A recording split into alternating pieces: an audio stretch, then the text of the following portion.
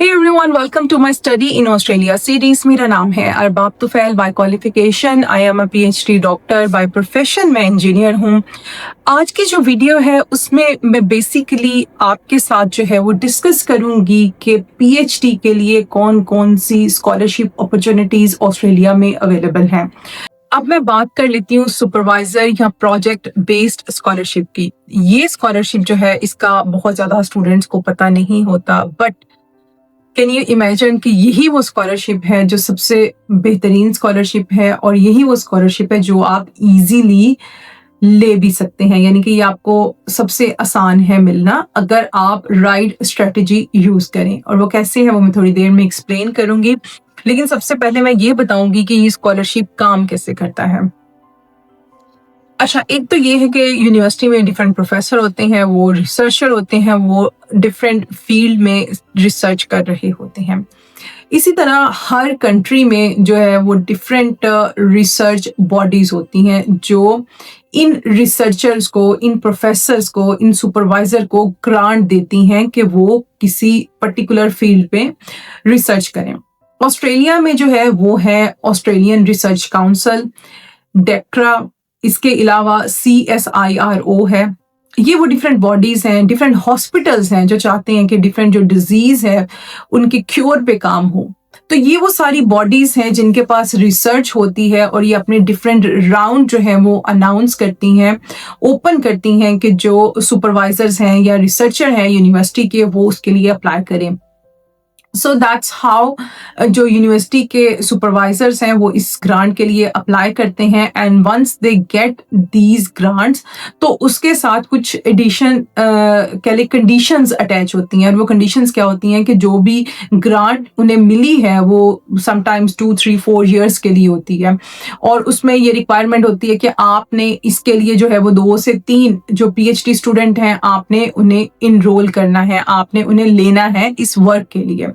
सो जब किसी सुपरवाइजर को ग्रांट मिलती है तो वो इन स्कॉलरशिप को अनाउंस करता है जिसे कहते हैं प्रोजेक्ट बेस्ड स्कॉलरशिप या सुपरवाइजर स्कॉलरशिप. अच्छा, ये भी होता है कि बाज़ दफ़ा कोई जो सुपरवाइजर है वो इंटरनेशनली किसी और ग्रुप के साथ लिंक करता है. कोई ग्रुप है जो US में काम कर रहा है और उनके पास फंडिंग है, लेकिन एक प्रोफेसर है ऑस्ट्रेलिया में, उसकी कुछ एक्सपर्टीज हैं जो उन US के जो रिसर्च ग्रुप है उन्हें चाहिए हैं. तो वो क्या करते हैं कि अपनी जो स्कॉलरशिप का एक चंक है वो उस ऑस्ट्रेलियन जो सुपरवाइजर है या प्रोफेसर है उसके साथ शेयर करते हैं. ऑन दैट्स हाउ कि वो मिलके एक कोलैबोरेटिव काम करते हैं. और जब ये हो रहा होता है तो जो ऑस्ट्रेलियन सुपरवाइजर है उससे स्टूडेंट चाहिए होता है जो उस पे काम कर सके. सो दैट्स हाउ जो सुपरवाइजर हैं उनके पास फंडिंग होती है. और जब फंडिंग होती है तो वो जो है वो via LinkedIn, via university website, via X जो है वो एडवर्टाइज करते हैं कि I need a student, I need a good researcher with this background. So that's how आप जो है इस स्कॉलरशिप का जो है वो आइडिया लगा सकते हैं. और that's how this scholarship work. So जब सुपरवाइजर के पास ग्रांट आ गई और उसने एडवर्टाइज कर दिया तो आप उसके लिए अप्लाई करते हैं. And if you eligible then you get this scholarship. अब ये स्कॉलरशिप कवर क्या करता है? डिपेंडिंग ऑन फंडिंग इसमें आपकी ट्यूशन फी वेवर हो सकती है, आपका स्टाइपेंड जो लिविंग एक्सपेंसेस हैं वो इसमें कवर हो सकते हैं, आपके हेल्थ इंश्योरेंस जो है वो इसमें कवर हो सकती है, आपकी कॉन्फ्रेंस ट्रैवल जो है वो इसमें इंक्लूड होगा. सो ये वो जो है स्कॉलरशिप कवर है जो आपको मिलता है अगर आप सुपरवाइजर या प्रोजेक्ट बेस्ड स्कॉलरशिप के लिए अप्लाई करते हैं. अब इसका क्राइटेरिया क्या है? इसका जो क्राइटेरिया है वो बहुत सिंपल है कि आपका अच्छा एकेडमिक रिकॉर्ड होना चाहिए है. अब यहाँ पे मैं 3.5 CGPA की कंडीशन खत्म कर दूंगी. क्योंकि ये स्कॉलरशिप जो है किससे मिलेगा ये डिपेंड करता है सुपरवाइजर पे. सो दैट मीन्स कि ऑल मैटर हेयर इज कि आपकी प्रोफाइल जो है वो सुपरवाइजर को अच्छी लगनी चाहिए है, आपका काम सुपरवाइजर को अच्छा लगना चाहिए है. तो अगर आपका एकेडमिकली लेट्स से 3 CGPA है लेकिन आपका रिसर्च बैकग्राउंड है یا आपका जो प्रपोजल है वो बहुत अच्छा है, आपने अपना होमवर्क किया और आपने अच्छा प्रपोजल प्रिपेयर किया है और आपने उसे सबमिट करवाया है, तो आपके चांसेस हैं कि आपको सुपरवाइजर जो है वो स्कॉलरशिप दे देगा। सो इसकी रिक्वायरमेंट क्या है? एवरेज जो आपका एकेडमिक रिकॉर्ड है वो हो जाए, आपके पास अच्छी रिसर्च बैकग्राउंड होना जरूरी है, क्योंकि जब सुपरवाइजर आपको हायर करता है ना, अगर आपकी अच्छा रिसर्च बैकग्राउंड है, दैट मीन्स कि आपने कोई एक आध paper as a first author publish किया है, तो उसे ये कॉन्फिडेंस आ जाएगा कि अच्छा मुझे इसको जो है वो जीरो से स्टार्ट नहीं करवाना पड़ेगा, इससे रिसर्च जो पेपर राइटिंग है वो आती है, तो वो वहां से मेरा टाइम जो है वो बच जाएगा। सो दैट्स द रीजन कि मैं आपसे जब कह रही हूँ कि आपका अच्छा रिसर्च बैकग्राउंड होना चाहिए, तो दैट्स द रीजन कि क्यों होना चाहिए। अच्छा रिसर्च बैकग्राउंड होना चाहिए, पेपर पब्लिकेशन होनी चाहिए, अच्छा रिसर्च प्रपोजल होना चाहिए, and then you reach out to supervisor कि I want to work with you. अगर उसे आपकी प्रोफाइल अच्छी लगती है, वो आपके साथ जो है वो टेलीफोनिक इंटरव्यू हो सकते हैं, आजकल जूम है तो जूम पे इंटरव्यू करते हैं टू गेट एन आइडिया कि इस स्टूडेंट में कितना पोटेंशियल है, और अगर सुपरवाइजर को आपकी प्रोफाइल अच्छी लग जाए तो देन वो आपको ये स्कॉलरशिप ऑफर कर देगा। अब यहाँ पे 2-3 पॉइंट्स मैं यहाँ डिस्कस करूंगी। सबसे पहला पॉइंट तो ये है कि ये स्कॉलरशिप लेना बहुत आसान है।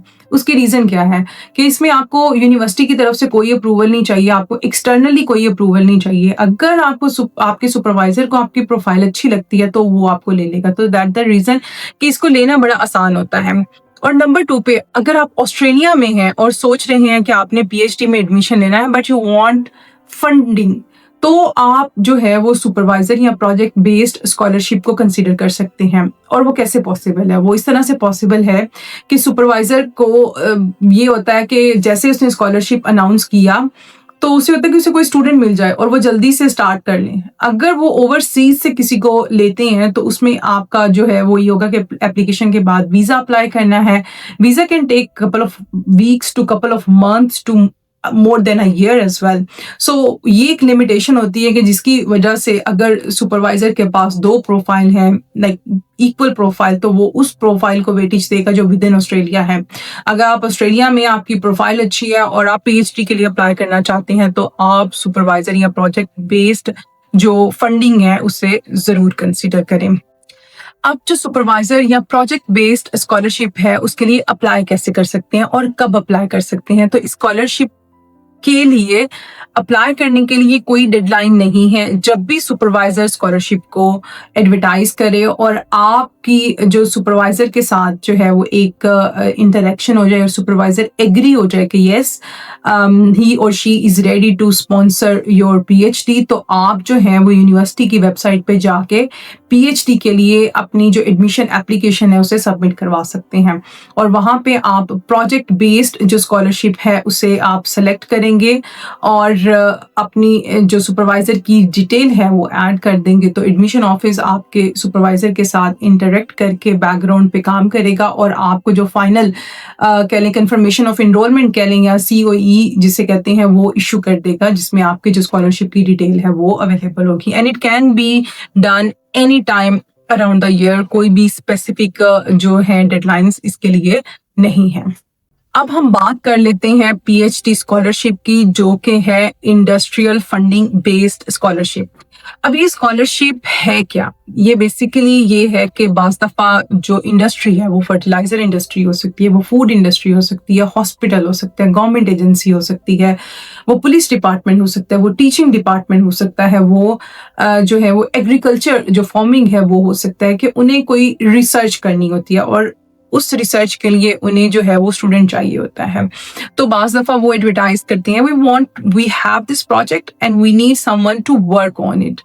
तो उसमें ये होता है कि स्टूडेंट जो है वो अपने सुपरवाइजर के साथ मिलके या जो भी यूनिवर्सिटी का प्रोफेसर होता है उसके साथ उसको अप्रोच कर सकते हैं, या ऑलरेडी अगर उसके साथ काम कर रहे हैं तो उसे रीच आउट कर सकते हैं कि ये इंडस्ट्री ये फंडिंग दे रही है, we should submit a proposal, क्योंकि मैं इस फील्ड में अच्छा हूँ या अच्छी हूँ and I think we deserve this funding.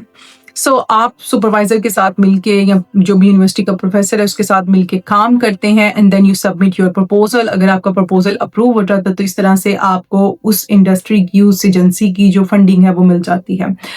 अब ये जो फंडिंग है उसमें कवर क्या क्या होता है? उसमें आपका लिविंग एक्सपेंसेस कवर हो सकते हैं, यानी कि आपको एक अच्छा स्टाइपेंड मिलता है, اس کے علاوہ آپ کا جو ہیلتھ کور ہے وہ کور ہو سکتا ہے، اینڈ دین موسٹ پروبیبلی جو آپ کی ریسرچ سے ریلیونٹ آپ کو کوئی اکوپمنٹ چاہیے، کوئی سافٹ ویئر چاہیے ہے، آپ کسی کانفرنس پہ جا رہے ہیں تو وہ سارا اس میں کور ہوگا۔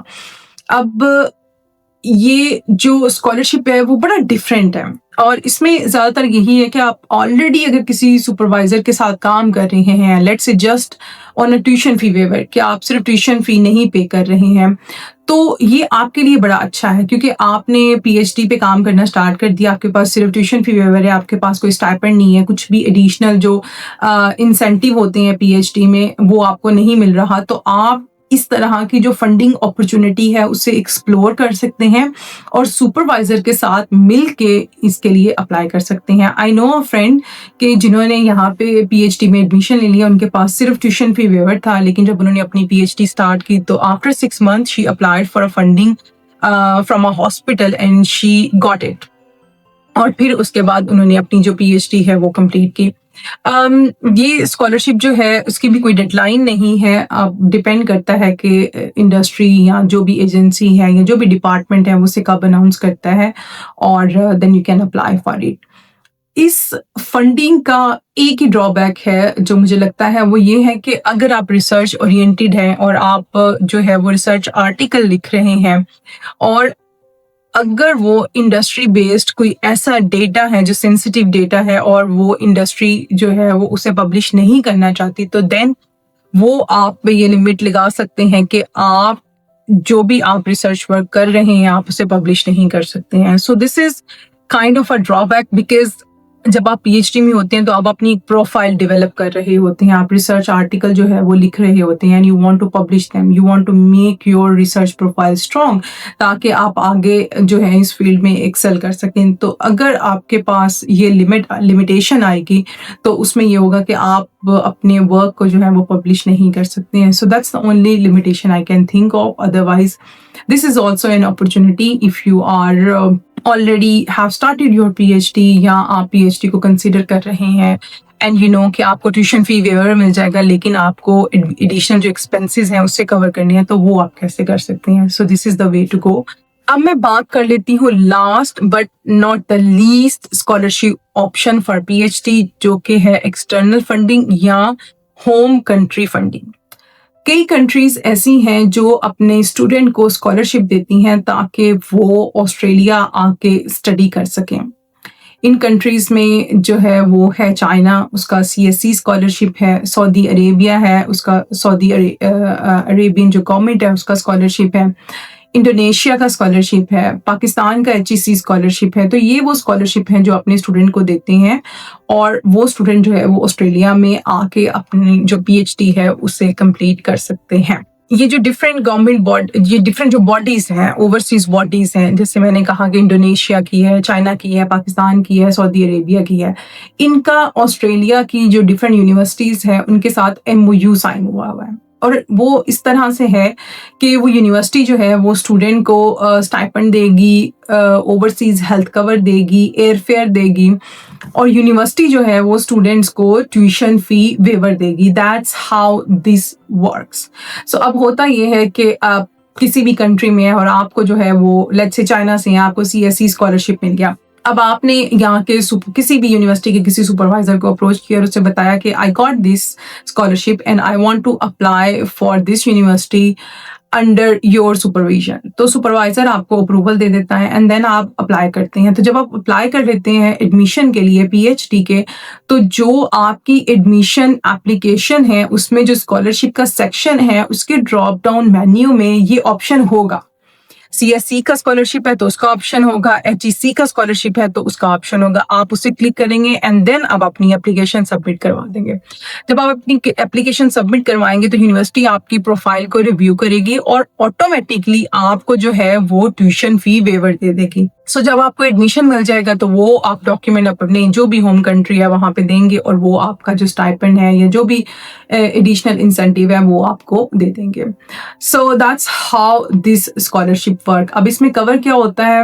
ٹیوشن فی کور ہوتا ہے جو کہ یونیورسٹیز، آسٹریلین جو یونیورسٹیز ہیں انہیں کور کرتی ہیں، اور اس کے علاوہ جو ہے آپ کا جو اسٹائپنڈ ہے وہ ہوتا ہے جو آپ کی ہوم کنٹری ہے وہ کور کرتی ہے. آپ کا جو اوورسیز ہیلتھ کور ہے that is compulsory, you have to have it, وہ بھی آپ کی ہوم کنٹری کور کرتی ہے. آپ کا ایئر فیئر جو ہے, جو آپ کی ایئر ٹکٹ ہے وہ بھی آپ کی ہوم کنٹری جو ہے وہ کور کرتی ہے. سو یہ وہ سارے ایکسپینسز ہیں جو آپ کی ہوم کنٹری جو ہے وہ کور کرتی ہے. اینڈ ٹیوشن فی یہاں کی یونیورسٹی جو ہے وہ کور کرتی ہے. اب اس اسکالرشپ کا جو ڈیوریشن ہے یہ ڈیپینڈ کرتا ہے کہ آپ کا جو کورس ہے وہ کتنا ہے, ڈیپینڈنگ آن کہ آپ کی جو ہوم کنٹری ہے وہ کون سی ہے. ان کی طرف سے لمیٹیشن آتی ہے کہ لیٹ سے کہ آپ کا پی ایچ ڈی کا کورس ہے, میکسیمم آپ کو جو ہے وہ اپ ٹو 4 ایئر تک یہ پی ایچ ڈی کا اسکالرشپ ملے گا. سو یہ ڈیٹیل جو ہے وہ آپ کو اپنی رسپیکٹیو جو ہوم کنٹری کی ویب سائٹ ہوگی جہاں سے آپ کو یہ اسکالرشپ مل رہا ہے وہاں پہ آپ چیک کر سکتے ہیں.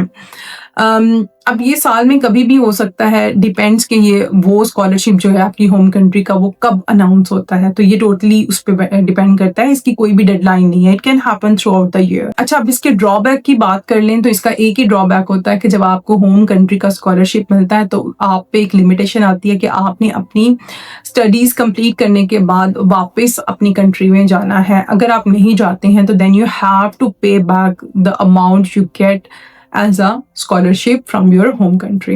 So یہ کس کی لمیٹیشن ہے جو آپ کو اپنے ذہن میں رکھنی ہے اگر آپ کنسیڈر کر رہے ہیں اس اسکالرشپ کو for P H D in Australia. اگر آپ کو میری آج کی ویڈیو اچھی لگی ہے تو پلیز اسے زیادہ سے زیادہ لوگوں کے ساتھ شیئر کریں, میرے چینل کو سبسکرائب کریں. اب آپ سے ملاقات ہوگی اگلی ویڈیو میں. ٹل دین ٹیک کیئر, بائے بائے.